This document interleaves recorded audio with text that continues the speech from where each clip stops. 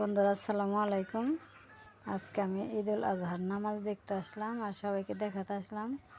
বন্ধুরা যারা যারা কোরবানি দেব তারা যে সবাই গরুগুলো গাছে গাছে বাঁধে রাখছে। বন্ধুরা আমি আজকে নামাজটা পুরো দেখাইতে পারলাম না, কিছু ব্যস্ততার কারণে আমি নামাজটা দেখাইতে পারিনি। আল্লাহু আকবার, লা ইলাহা ইল্লাল্লাহু আল্লাহু আকবার, আল্লাহু আকবার ওয়ালিল্লাহিল হামদ। وقال أصحاب رسول الله صلى الله عليه وسلم يا رسول الله ما هذه العضاحي؟ قال سنة الصلاة والسلام قالوا فما لنا فيها يا বন্ধুরা নামাজ শেষ হয়ে গেল, জংসনের আব্বাই নামাজ শেষ করে চলে যেতেছে।